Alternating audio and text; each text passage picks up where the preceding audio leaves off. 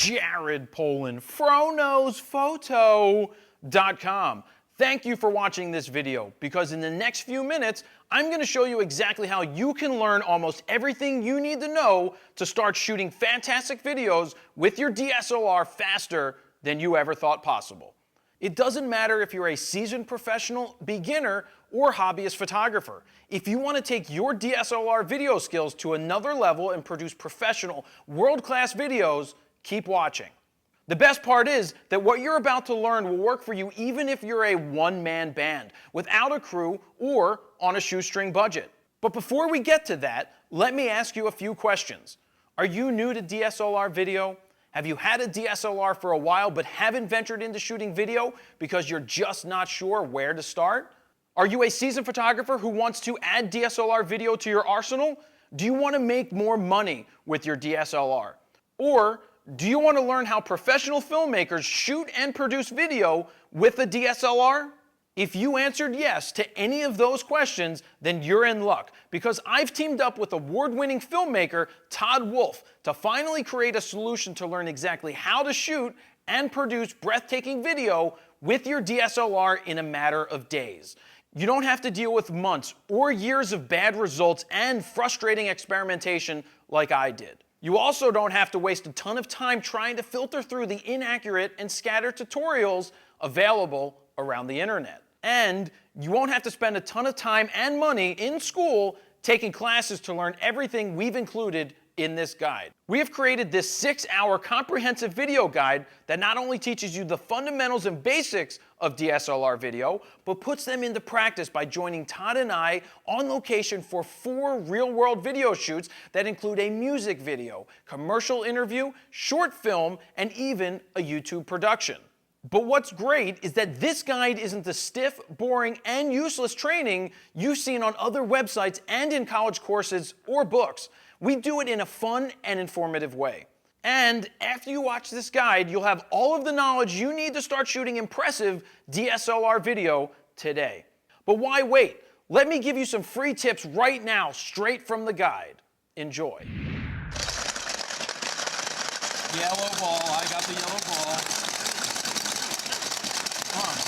Oh, all right. I think I ate the most balls there. So why are we using Hungry Hippos to demonstrate anything? Well, we're going to get into frame rate. Our cameras have the ability to be set at different frame rates, and that's what Todd's going to explain. So what are the different frame rates we're going to be working with? The general frame rates that everybody's going to find in their cameras is 24 frames per second, 30 frames per second, and 60 frames per second. So what you're saying is that at 24 frames, we have literally 24 individual still images, and 30, there's 60 still frames that all make up the video? That's exactly right. So what is that giving us? 24 frames per second is going to give you that cinematic film look. It's going to give you a motion blur. We've all grown up watching movies shot at 24 frames per second, and a lot of guys tend to gravitate towards 24 frames just to imitate that look. So that gives you a certain look that may be good for one thing, but maybe 30 is better for something else. 30 frames is going to give us a more realistic look. There's actually more frames there, capturing more action, but it's going to give you that video look. So what are we going to do here to demonstrate?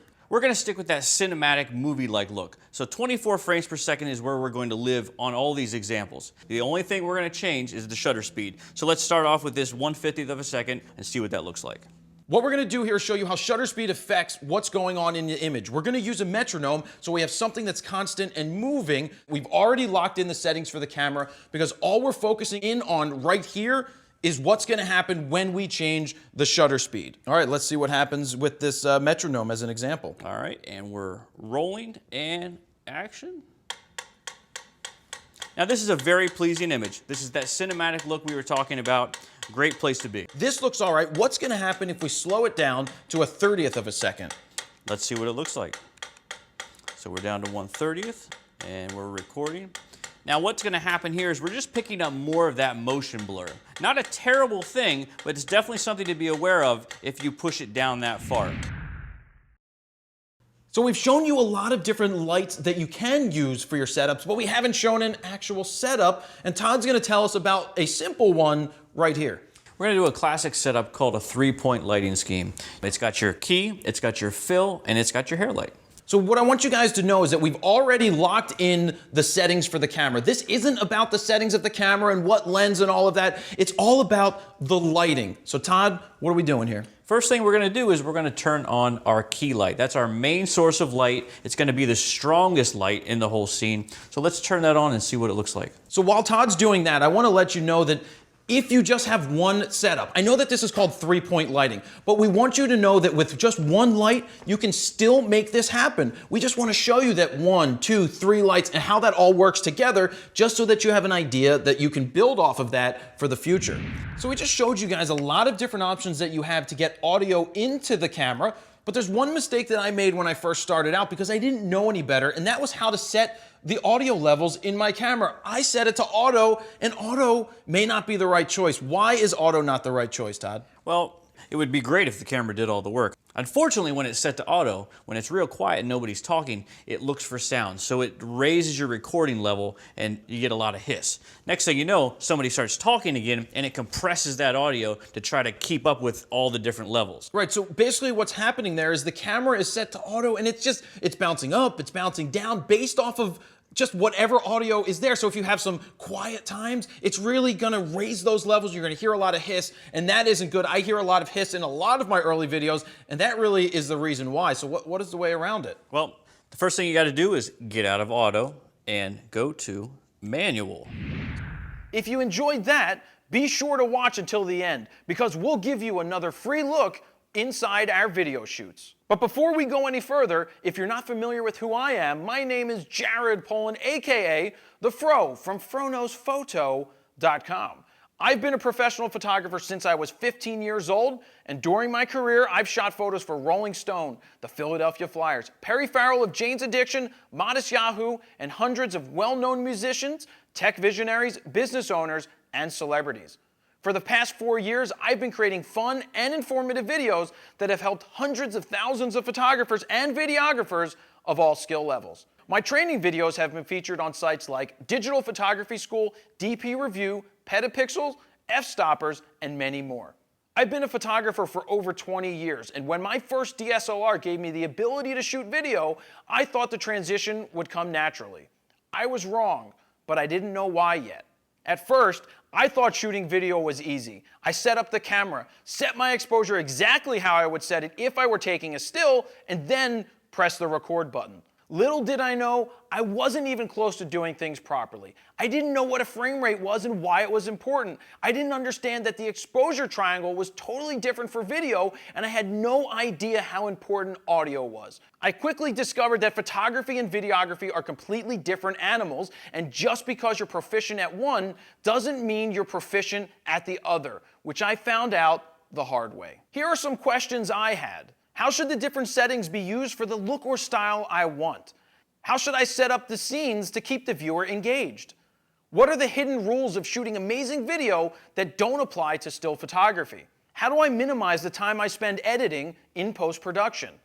How do I get the sound just right for any situation? What do I do as far as composition and storytelling to make the video memorable? And a bunch of other things like what gear should I use, what lighting equipment I needed, and how to do all of this on my own without a crew. I tried reading articles and watching videos from around the internet, but the information out there is scattered and often low quality. It made learning how to do it professionally on my own nearly impossible. At this point, I knew I needed guidance from someone who was more skilled at video production to show me all the things I was doing wrong and to guide me towards better video. Otherwise, I would continue wasting time shooting videos that were just good enough. So what did I do?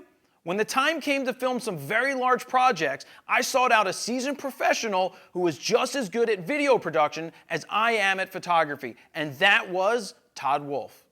I hired him to shoot and produce both of my video guides, the Froknows Photo Guide to Getting Out of Auto and the Froknows Photo Flash Guide. If you've ever seen either of them, you know how high quality Todd's video work is. I ended up learning more from Todd about video in a few short weeks than I was able to learn in the previous 4 years on my own.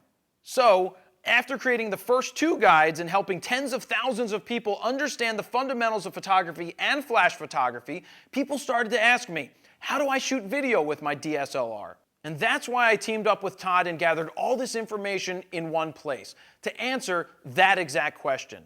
And once you've seen what we've created, it's going to dramatically cut down the learning curve for teaching you how to capture video with your DSLR. So here's another sneak peek inside. So we're out on location at a bowling alley, and not only are we gonna do something pretty cool, but I have my bowling shoes on because I'm ready to bowl. But Todd, what are we really here to do? We are here to shoot an EPK, which is an electronic press kit. So this could be for any corporate client, any business out there, and a great way to make a couple bucks. Mr. Dave Leno back here, he's an avid bowler. He's looking for an EPK to help promote himself and how knowledgeable he is. Sure, and another thing that an EPK can be used for musicians, for any business owner. You're telling the story of what they do in an easily consumable piece of content that they can put anywhere and use it pretty much as an advertisement. So you have the clipboard here. What are we talking about? I got a clipboard here. I have got a shot list first and foremost. Last night I kind of just thought out everything I want to get. Not cutting off creativity whatsoever. We're going to be inspired while we're here to do some extra things, but at least I've got a roadmap and I'm not going to miss critical things. Yeah, remember when we talked about pre-production? That's what you have to do to prepare yourself. Todd, what are some more rules we're going to get into? Well, some good things I want to talk about now are coverage and the almighty 180 rule. Now, this 180 rule is something that I just ruined at the very beginning, but it's something that I made the mistake once, and it never happens again. So that's why we're here to show you the examples to see what a good use of the 180 rule is and what it looks like if we break it.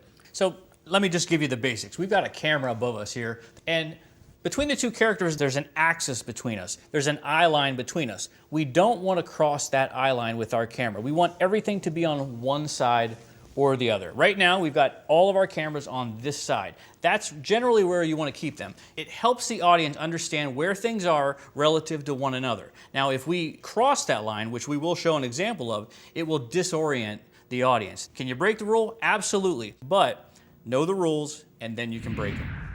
All right, Todd, I see you have the slider set up. What is going on here? Well, I'm going to come in here for a two-shot. Kind of tried to fake it here when I swung it around. I think that'll give me good movement to come into this shot, but this is going to give us a really cool effect while getting both of them in one shot. So go over the two-shot again.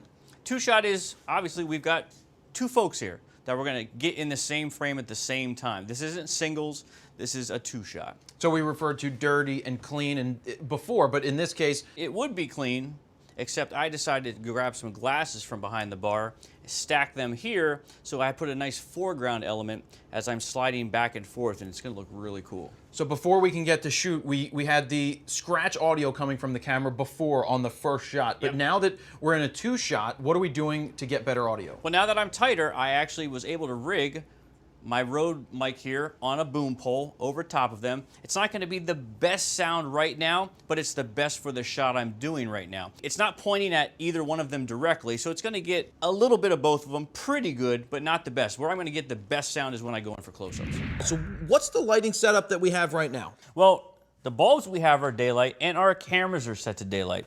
Under the daylight setting, you've got your cloudy and you've got your shady. That's just a variation of the daylight. So as of right now, our whites are white. Right, so if we popped up this white card, we would see that everything should be pretty white. Absolutely. Now, we also have some other variations in here. We've got some tungsten bulbs in here. So let's switch to tungsten so we can kind of show what's going to happen while we're still in daylight settings on the camera. Sure. Boom. So we are awash in a beautiful orange glow. Right, so basically what's switched here is we just changed the light to tungsten balanced light, but left the camera set to the daylight white balance. So what would we do here to get the proper white balance? I mean, we have tungsten lights on now, so we should switch our camera to tungsten. All right, so let's do that. All right. So there's another look inside. To sum it up, we're going to give you all the tools and fundamentals you need to go out into the world today and create amazing video content with your DSLR. There are a lot of misconceptions about what's necessary to shoot DSLR video. Like, I need a top-of-the-line DSLR camera and lots of expensive equipment to shoot quality video. Not true. In fact, on set, Todd used an entry-level DSLR camera to film his real-world shoots. People will also tell you that DSLR video is so complicated that the only way to learn is to go to college and spend tens of thousands of dollars on tuition and years of your time. This is also not true. We've taken our years of real-world experience and condensed it down into a 6-hour comprehensive video guide that won't cost you thousands of dollars. Lastly, the biggest misconception of all is that you need a big crew to shoot quality DSLR video. This is absolutely not the case. That is why we structured this guide to show you that you can do this on your own as a one-man band. When we say you can be a one-man band, we really mean that you can do it all. You'll be able to set up any camera, lock in your settings, set up the lights, shoot the video, record the audio, add dimension with camera movement, direct the whole thing, and much more. Todd and I both wish we had a guide like this when we first started shooting DSLR video. It would have saved us a lot of money and years of frustration. It doesn't matter if you want to shoot videos of your kids, interviews, weddings, your own YouTube videos, movies, anything. Even if you want to make money, we've got you covered. In this guide, we pull back the curtains and not only teach you everything you need to know, we also take you on set so you can see how it all works as we're shooting video in the real world. You'll literally be able to see our exact camera settings, equipment setup, lighting, all of it. I really mean it when I say that anyone can shoot stunning DSLR video with any budget and any skill level. This course is a no-holds-barred, all-access pass to Todd and my expertise. We seriously hold nothing back. It's like having us as your personal mentor at a fraction of the price. Better yet, you can watch these videos over and over again. So join us on the inside of the Froknows Photo Guide to DSLR video and fast-track your learning to finally create quality DSLR video quickly and efficiently on your own. Normally, this guide would sell for $197, but for a very limited time, we're offering you a special discounted price. And when you order the Froknows Photo Guide to DSLR video today, you'll also get these fast action bonuses. My YouTube tips. I give you the exact model and mentality I follow for being successful on YouTube. Todd's editing tips. Todd gives you an entire video of bonus tips and tricks that he uses as a professional editor. Our DSLR video PDF checklist. This list will make sure you have everything you need before you get out on a shoot. Never leave home without it. And finally, we've created assignments. These assignments, both basic and advanced, are meant as homework because the only way you'll become a better filmmaker will be to get out there and shoot.